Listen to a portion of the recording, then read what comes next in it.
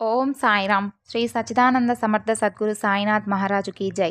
మన సాయి కుటుంబ సభ్యులందరికీ నమస్కారం అండి. మీ అందరికీ కూడా సాయినాథుని యొక్క ఆశీస్సులు ఎప్పుడూ ఉండాలని మనస్ఫూర్తిగా ఆ సాయిని వేడుకుంటూ ఈరోజైతే ఒక చక్కని కథతో మీ ముందుకు వచ్చాను. మరి ఈ కథ ఏమిటి అంటే, సాక్షాత్తు సాయినాథుడు చేసినటువంటి ఒక అద్భుతమైనటువంటి చమత్కారం. మరి ఈ చమత్కారాన్ని మీ అందరూ కూడా మనసారా విని సాయి యొక్క అనుగ్రహానికి పాత్రులవ్వాలని కోరుకుంటూ ఈ కథను భక్తి శ్రద్ధలతో వినండి. ఒకరోజు రాత్రి హేమాడ్ పంత్ కలలో బాబాగారు కనిపిస్తారు. కనిపించి, హేమాడ్ పంత్, రేపు నీ ఇంటికి నేను భిక్షకు వస్తున్నాను అని చెబుతాడు. ఆ తరువాత అలా చెప్పి ఆశీస్సులు ఇస్తున్నట్టు చేతిలోని పువ్వులను పంతు మీద విసిరి బాబాగారు అదృశ్యమవుతారు. పంతుకు వెంటనే మెలకు వస్తుంది. భార్యను లేపి తనకు వచ్చినటువంటి కల గురించి చెబుతాడు. అంతటి అదృష్టమా, మన ఇంటికి బాబాగారు స్వయంగా భిక్షకు వస్తారా అని అంటుంది వారి భార్య. కల కన్నారు కదా, మరి అదే చాలు, 10,000 అని అంటుంది.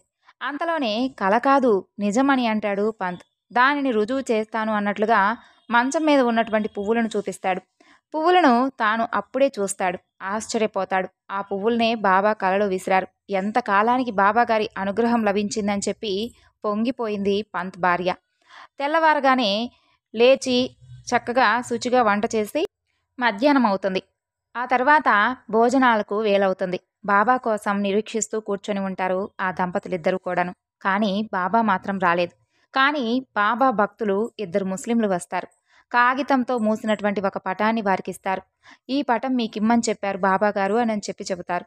ఆ తర్వాత అక్కడి నుండి వాళ్ళు వెళ్ళిపోతారు. బాబా ఇచ్చినటువంటి పటం ఏ పటమో చూద్దామని చెప్పి వారు ఎంతగానో ఉత్సాహపడిపోతూ పటం మీద కాగితాన్ని తొలగిస్తాడు. తొలగించి చూస్తే అది బాబాగారి పటమే. అభయహస్తంతో ఆశీర్వదిస్తున్నటువంటి బాబా ఆ పటంలో కొలువై ఉన్నారు. భిక్షకు వస్తాను అన్నాను, వచ్చాను, చూశావా అని అన్నట్లుగా ఉన్నాయి బాబా పటంలోని కళ్ళు. ఆ తరువాత పటాన్ని కళ్ళకద్దుకున్నారు పంత్ దంపతులు. దానిని చక్కగా ఒక పీట మీద పెట్టి బాబా కోసం వండినటువంటి వంటలన్నీ కూడా ఆ పటానికి నైవేద్యం చేశారు. కొన్నాళ్లకు బాబాను దర్శించుకున్నారు ఇద్దరూ కూడా. పంత దంపతులను చూస్తూనే బాబా ఇలా అంటారు, భిక్షకు వస్తానని అన్నాను కదా, మాటంటే మాటే, వచ్చాను కదా. నవ్వుతూ నిలుచున్నారు ఆ దంపతులు. తల్లి, నీ వంటలన్నీ కూడా అద్భుతంగా ఉన్నాయి, మంచి రుచిగా ఉన్నాయి, కడుపు నిండా తిన్నాను అని చెప్తాడు. పంత దంపతులిద్దరూ కూడా చేతులు జోడించి బాబాను ప్రార్థిస్తూ కళ్ళు మూసుకుంటారు. అలా బాబా పంత్కి ఇచ్చినటువంటి మాట ప్రకారం తను కలలో చెప్పినటువంటి మాటను నిజం చేసి చూపించాడు. ఇప్పుడు మరొక చక్కని కథ గురించి తెలుసుకుందాం. సుందరీబాయి బాబాగారి భక్తులలో అతి ముఖ్యమైనటువంటి భక్తురాలు ఈమె. సుందరీబాయికు చిన్నతనంలోనే వైధవ్యం ప్రాప్తిస్తుంది. భర్త చనిపోతాడు. భర్త పోయినటువంటి స్త్రీను ఈ లోకం ఎంత చులకనగా చూస్తారో అందరికీ కూడా తెలిసిందే.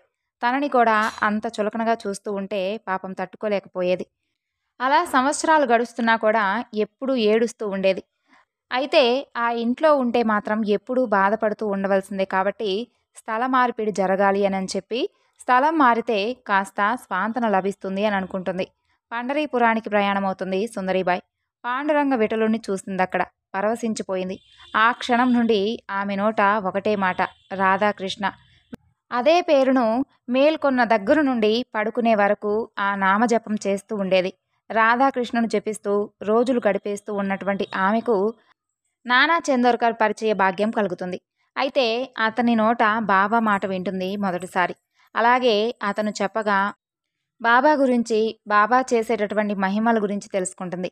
నీ రాధాకృష్ణుడు షిరిడీలో ఉన్నాడు, కావాలంటే వెళ్ళి చూడు అని చెబుతాడు చందోర్కర్. చూస్తాను అంటూ ఆమె కూడా బయలుదేరుతుంది. బాబాలో తను రాధాకృష్ణుని చూడాలి, బాబాయే రాధాకృష్ణుడు అని తెలియాలి. తెలిస్తే ఇక అక్కడే ఉండిపోతుంది తను. వెనుతిరిగి కూడా రాను అని అనుకుంటుంది సుందరీబాయి. షిరిడీలో అడుగు పెడుతుంది. ఒళ్ళంతా కూడా సంచలించిపోతుంది. ద్వారకామాయికి చేరుకుంటుంది. లోపలికి ప్రవేశించిందో లేదో రాధాకృష్ణమాయ్ అని అంటూ ఆప్యాయంగా పలకరించారు బాబాగారు. తన పేరు సుందరీబాయి, రాధాకృష్ణమాయ్ కాదు కదా, మరి ఆ పేరుతో బాబా పిలుస్తున్నారేమిటా అని చెప్పి అనుకుంటుంది. ఆమె యొక్క ఆంతర్యాన్ని గ్రహించినట్లుగా బాబా ఇలా అంటారు, అహర్నిశలు రాధాకృష్ణ నామజపం చేస్తూ ఉన్నావు కదా, మరి అందుకనే అలా పిలిచానులే. ఇక నుండి నీ పేరు రాధాకృష్ణమాయన్ అని చెప్పి నవ్వుతారు. ఆ తర్వాత బాబాను బాగా పరిశీలనగా చూడగా ఆమెకు ఏదో ఒక విచిత్రమైనటువంటి ఆకారం కనిపిస్తుంది. బాబాగారు, ఏమిటి అలా చూస్తూ ఉన్నావు? నీ రాధాకృష్ణుణ్ణి నేనే నిన్నిక్కడికి రమ్మన్నాను.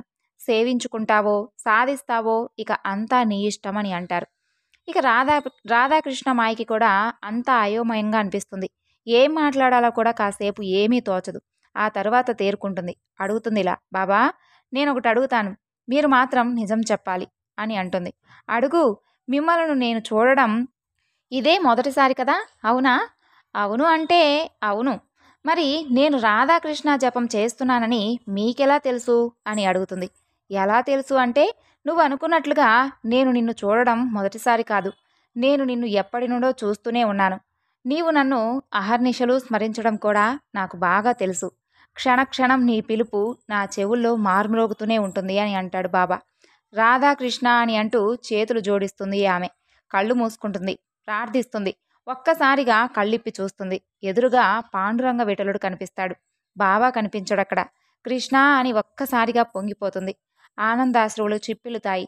చూపు మసకబారిపోతుంది. ఆ తరువాత కన్నీరు తుడుచుకొని చూస్తుంది.